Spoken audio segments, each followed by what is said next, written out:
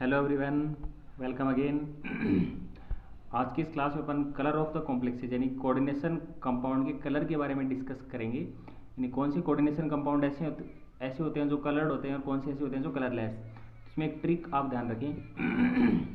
The complexes in which central atom has unpaired electron in d subshell are coloured in nature, while the complexes in which central atom has no unpaired electron in d subcell are colorless in nature। यानी ऐसे coordination compound जिसमें d subshell में unpaired electron present होगा वो तो क्या होगा, coloured, और जिसमें डी सबसेल में अनपेड इलेक्ट्रॉन एब्सेंट होगा वो कैसा होगा, कलरलेस। एक्चुअल में होता क्या है, द अनपेड, सपोज अपन देख रहे हैं इस डायग्राम से, देखें आप, the unpaired electron present in d subshell, D subshell में जैसे अनपेड इलेक्ट्रॉन प्रेजेंट है और लिगेंड की प्रेजेंस में क्या होगी, इसकी स्प्लिटिंग हुई T2G और EG में स्प्लिट हुआ है। अब क्या होता है, ये अनपेड इलेक्ट्रॉन विजिबल लाइट के कुछ पार्ट को एब्जॉर्ब करेगा, it absorb some part of visible light and get transit into T2G to EG। यानी T2G से कहाँ जंप कर जाता है, EG सबसेल में जंप कर जाता है, इसे अपन बोलते हैं DD transition. And radiate complementary colour, यानी अनपेड इलेक्ट्रॉन क्या करेगा, विजिबल लाइट के कुछ पार्ट को एब्जॉर्ब करेगा और T2G से कहाँ जंप कर जाता है, EG में जंप कर जाता है, जिसे अपन बोलते हैं DD transition. And radiate complementary colour, complementary colour को क्या करेगा, रेडिएट करेगा।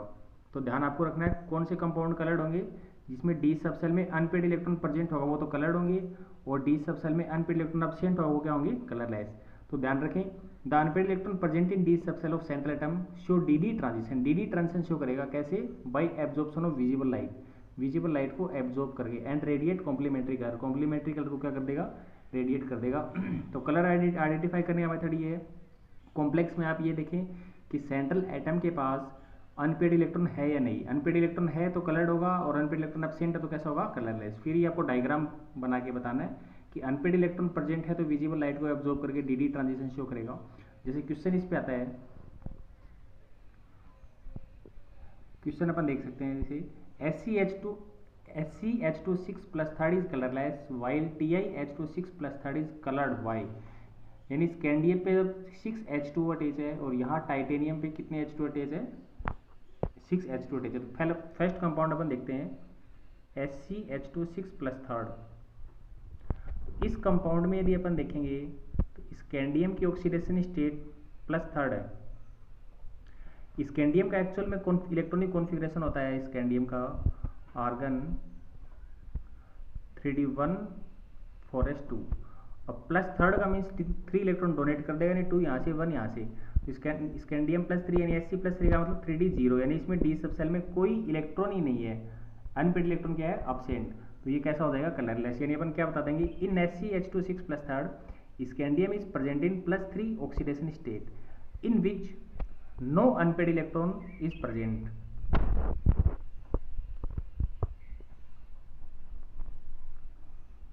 कोई अनपेड इलेक्ट्रॉन प्रेजेंट नहीं है और अनपेड इलेक्ट्रॉन एब्सेंट है, तो ये अपन क्या बता देंगे, it doesn't show DD transition, DD transition show नहीं करेगा ये। सेकेंड कॉम्प्लेक्स अपन बताते हैं, इसमें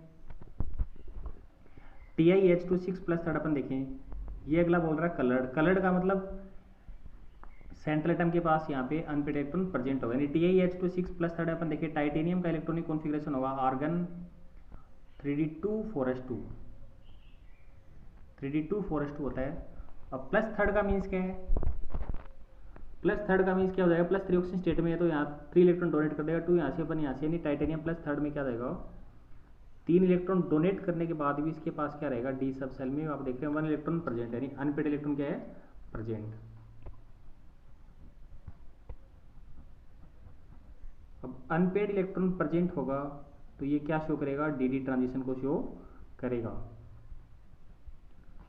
शो DD ट्रांजिशन। और फिर आप इसमें डायग्राम बना के बता देंगे, ये वाला जो डायग्राम आपको बताया है ये डायग्राम इसमें आप शो कर देंगे। इस टाइप का क्वेश्चन आता है तो पहले अपन ऑक्सीडेशन स्टेट निकाल के अनपेड इलेक्ट्रॉन चेक करेंगे, फिर इस टाइप का डायग्राम बना के बता देंगे। यानी SCH2 प्लस थर्ड में अपन देख रहे हैं कलर्ड है, तो क्यों है ये कॉम्प्लेक्स कलरलेस कैसे है, बिकॉज इसमें अनपेड इलेक्ट्रॉन क्या है, एब्सेंट है तो DD ट्रांजिशन शो नहीं करेगा। और ये कॉम्प्लेक्स कलर्ड क्यों हो गया, बिकॉज इसमें डी सब सेल में अनपेड इलेक्ट्रॉन क्या है, प्रेजेंट है, तो ये डी ट्रांजिशन शो करेगा। तो ये क्वेश्चन आप नोट कर सकते हैं यहाँ से आप।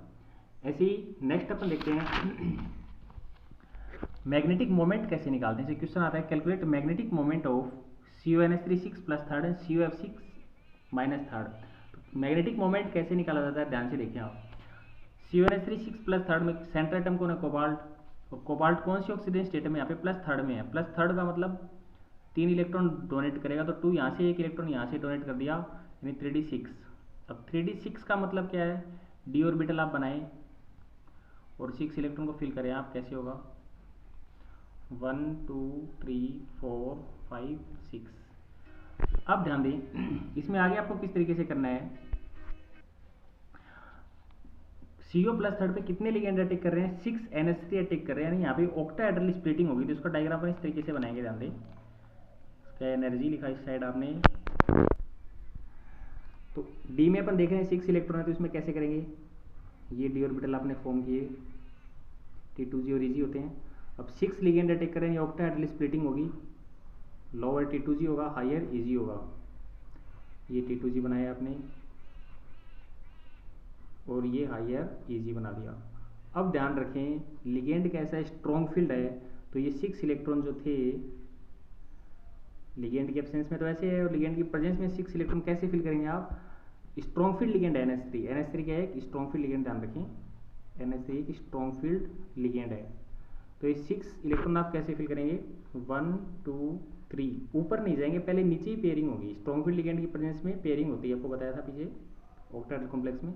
तो यहाँ अपन देख रहे हैं n की वैल्यू क्या होगी, 0। n का मतलब अनपेड इलेक्ट्रॉन, यानी नंबर ऑफ अनपेड इलेक्ट्रॉन क्या हो गए यहाँ पे 0। अब मैग्नेटिक मोमेंट निकालने का फॉर्मूला आपके पास क्या होता है, mu is equal n into n plus 2 का रूट, bm होती है यूनिट बोर मैग्नेटॉन। अब ध्यान रखिए n की वैल्यू 0 है, तो 0 रखेंगे, तो म्यू की वैल्यू भी यहाँ कितनी आ जाएगी, 0 आ जाएगी, 0 bm बोर मैग्नेटॉन। अब ऐसे अगला कॉम्प्लेक्स ध्यान से देखें आप, CuF6 माइनस थर्ड, इसमें भी अपन देखें सेंट्रल एटम कौन है, कोबाल्ट, और ऑक्सीडेशन स्टेट कौन सी आएगी, इसकी प्लस थर्ड आएगी। तो कोबाल्ट का इलेक्ट्रॉनिक कॉन्फिगरेशन अपने को पता है, आर्गन 3d7 4s2, प्लस 3 का मीन्स 3 इलेक्ट्रॉन डोनेट करेगा, तो 2 यहाँ से, 1 इलेक्ट्रॉन यहाँ से डोनेट कर देंगे, 3d6, डी में 6 इलेक्ट्रॉन है। अब देखते हैं वही, पहले क्रिस्टल फील्ड स्प्लिटिंग बताएंगे इसमें अपन। ये एनर्जी, ये d subshell in absence of ligand है, इनमें कितने इलेक्ट्रॉन थे, 6 इलेक्ट्रॉन थे, 1 2 3 4 5 6। अब लिगेंड की प्रेजेंस में स्प्लिटिंग होगी, लोअर एनर्जी का T2G और हाई एनर्जी का EG। ध्यान रखें ऑक्टाहेड्रल कॉम्प्लेक्स है, बिकॉज 6 लिगेंड अटैक कर रहे हैं, ध्यान रखें। पीछे आपको बताया था ऑक्टाहेड्रल लिगेंड, ऑक्टाहेड्रल कॉम्प्लेक्स को आप कैसे आइडेंटिफाई करते हैं, 6 लिगेंड अटैच होते हैं, ध्यान रखें। अब 6 इलेक्ट्रॉन यहाँ कैसे फिल करें, ध्यान दें, यहाँ अटैकिंग लिगेंड कैसा है, वीक फील्ड है, तो यहाँ इलेक्ट्रॉन अपन कैसे फिल करें, 1 by 1, 1 2 3 4 5 और 6। तो यहाँ n की वैल्यू कितनी, यानी अनपेड इलेक्ट्रॉन कितने हो गए, 1 2 3 4, n की वैल्यू यहाँ कितनी आ गई, 4। तो कैसे निकालेंगे, mu is equal n into n plus 2 का रूट bm यूनिट होती है बोर मैग्नेटॉन, n का मतलब नंबर ऑफ अनपेड इलेक्ट्रॉन, तो 4 यहाँ अपन रखेंगे, 4 इंटू 4 प्लस 2 का रूट, यानी रूट 24 आ जाएगा, रूट 24 bm। और रूट 24 bm जो इसकी वैल्यू 4.9 के आसपास आपकी आएगी, 4.9 या 4.8 की अप्रोक्स वैल्यू आ सकती है। तो इस तरीके से आप मैग्नेटिक मोमेंट निकाल सकते हैं। ध्यान रखें CuF6 माइनस थर्ड जो था सेंट्रल एटम कोबाल्ट लिखें, प्लस थर्ड ऑक्सीजन स्टेट में 3 इलेक्ट्रॉन आपने डोनेट कर दिए, D6। अब F minus weak field ligand है, तो इलेक्ट्रॉन कैसे फिल करें, 1 2 3 4 5 6। वीक फील्ड लिगेंड की प्रेजेंस में 1 by 1 फिल करते हैं, बाद में पेयरिंग होती है। पीछे वाले कॉम्प्लेक्स में आपने देखा था NH3 क्या था, स्ट्रॉन्ग फील्ड लिगेंड था, तो 6 इलेक्ट्रॉन आपने कैसे फिल किए, 1 2 3 4 5 6, यानी n की वैल्यू 0 आ गई, पेयरिंग हो गई थी, तो n म्यू कितना आ गया था, यहाँ पे 0 bm आ गया था।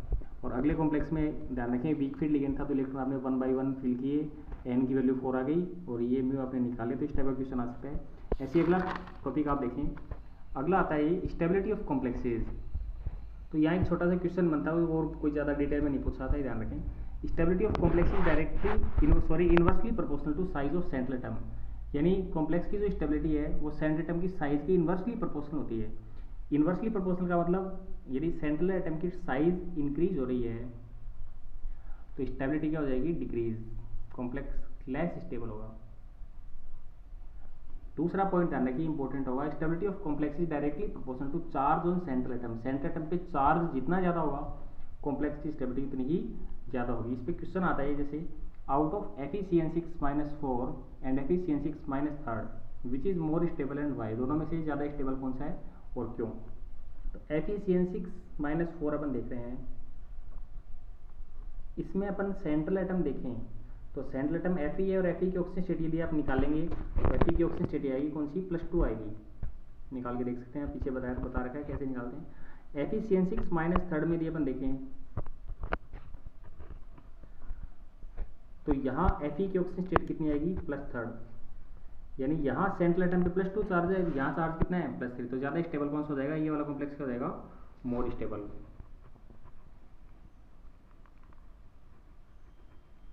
तो ये ध्यान रखें, ये क्वेश्चन आ जाता है तो यहाँ पे ज़्यादा स्टेबल कॉम्प्लेक्स कौन सा हो जाएगा, FeCN6-3 ज़्यादा स्टेबल हो जाएगा, बिकॉज यहाँ पे Fe+3 ऑक्सीजन स्टेट में है और FeCN6-4 में Fe की ऑक्सीजन स्टेट कौन सी है, +2, यानी लेस ऑक्सीजन स्टेट यानी लेस चार्ज, और यहाँ चार्ज कैसा है, मोर चार्ज, और मोर सेंट्रल एटम पे चार्ज जितना ज़्यादा होगा कॉम्प्लेक्स की स्टेबिलिटी उतनी ज़्यादा है, तो ये कॉम्प्लेक्स उतना ज़्यादा स्टेबल होगा। अब इसमें कुछ क्वेश्चन आपको मैं बता देता हूँ, शॉर्ट क्वेश्चन आ जाते हैं कई। इन chlorophyll which metal ion is present, यानी क्लोरोफिल जो होता है वो कौन से मेटल आयन का कॉम्प्लेक्स होता है, तो क्लोरोफिल हमेशा ध्यान रखिए मैग्नीशियम का कॉम्प्लेक्स होता है, Mg+2 का। ऐसे ही क्वेश्चन आता है haemoglobin is the complex of, यानी हीमोग्लोबिन में कौन सा मेटल आयन आपको मिलता है, तो हीमोग्लोबिन में मिलेगा आपको Fe+2, ध्यान रखें। क्लोरोफिल में मिलेगा मैग्नीशियम Mg+2 और हीमोग्लोबिन में मिलता है Fe+2। ऐसे अगला ध्यान रखें, which complex is use in diagnosis of cancer, cancer के डायग्नोसिस में कौन सा कंपाउंड अपन यूज करते हैं, ध्यान रखें, सिस्प्लाटिन, और सिस्प्लाटिन का फॉर्मूला हो जाएगा आपका PtNH3 Cl2।